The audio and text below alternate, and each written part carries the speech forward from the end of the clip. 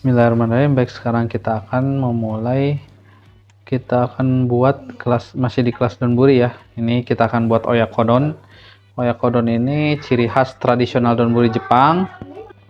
Kita akan buat oyakodon ya. Oyakodon ini tradisional khas Jepang. Jadi donburi mangkuk dengan nasi, terus di atasnya dikasih ayam di steam telur ya. Jadi ini asal katanya itu dari Oya dan Ko. Oya itu adalah orang tua, Ko itu anak. Jadi orang tua dan anak, yaitu orang tuanya itu daging ayam dan anaknya itu adalah dari telur ya, telur. Jadi digabungin jadi namanya jadi oyakodon.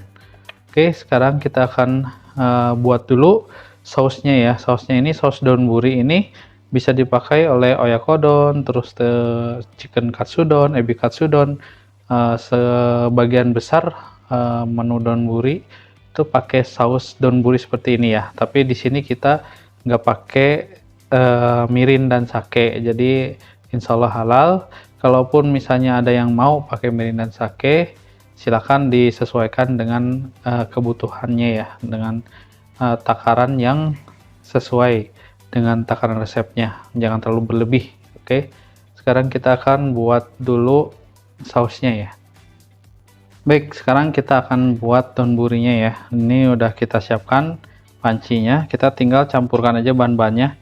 Sini ada air, kemudian ada soyu atau kecap asin, kita campurkan langsung, kemudian kita tambah gula.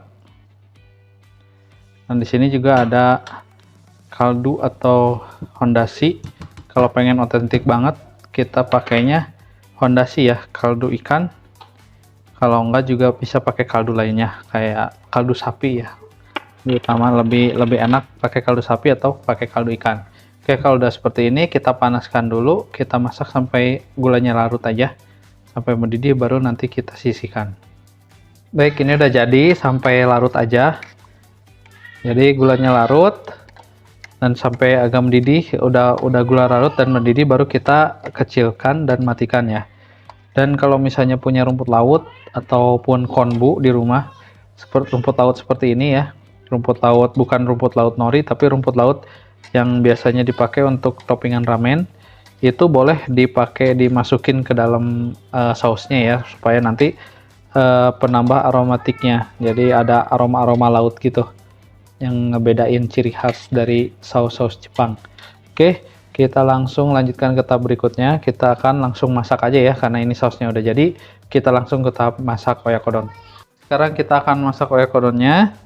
Di sini kita akan panaskan dulu wajannya. Kemudian kita sangrai bombaynya ya. Ini bombaynya untuk satu porsi kita butuh setengah piece ya. Baik, seperti ini ya. Jadi kita masak sampai wangi ya, sampai harum, tapi jangan terlalu gosong. Kita sebarkan bombaynya sampai harum ya. Kita masak. Kalau misalnya udah tercium bau bombay yang kita panggang ini, langsung kita kasih sausnya. Nah, sausnya dicukupkan aja, jadi kira-kira aja untuk satu porsi. Nah, seperti ini. Kita masak dulu bombaynya, kurang lebih 4 centong ya, jadi cukupkan. Kita ketengahin lagi, kita masukkan, kalau udah seperti ini kecilkan dulu apinya dan kita masukkan ayam. Nah, ini ayam mentahnya kita matangin dulu ya, disebarin potongannya kotak-kotak seperti ini ya, jadi one bites, dipotongnya kemudian disebar seperti ini. Kalau udah seperti ini kita balik dulu.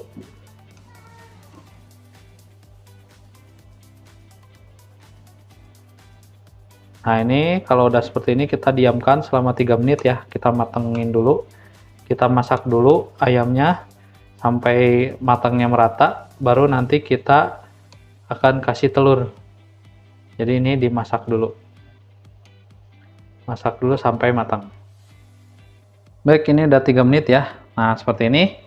Kalau sudah matang, kita akan kasih telurnya. Nah, telurnya ini kita kocok lepas saja. Tapi jangan terlalu nyampur ya, jadi biarin ada putih telur yang nggak nyampur sama kuning, jadi nanti dia ngebentuk motif. Dan ini kita siramkan di atasnya seperti ini. Kemudian kita kasih bawang daun, disebarin aja yang udah diiris. Bawang daunnya disebarin seperti itu ya. Kita timpa lagi dengan telur. Nah, seperti ini. Dan kita masak dengan api kecil. Kalau misalnya pakai api besar nanti hasilnya nggak bagus ya, jadi nggak mengkilap gitu. Jadi hasil telurnya itu nggak bagus.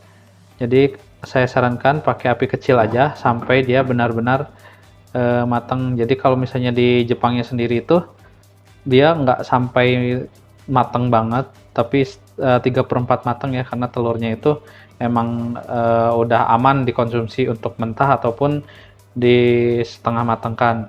Jadi ini kita akan masak dulu selama 2 menit ya. Kita tutup selama 2 menit, baru nanti kita cek dan angkat. Baik, ini udah 2 menit ya, 1,5 sampai 2 menit. Jadi kita akan buka aja. Nah, seperti ini hasilnya. Kita matikan dulu. Nah, jadi kalau misalnya pakai api kecil, nanti hasilnya itu dia telurnya mengkilat, apalagi kalau pakai telur yang omega ya, omega 3 yang kuningnya orange, itu lebih bagus lagi.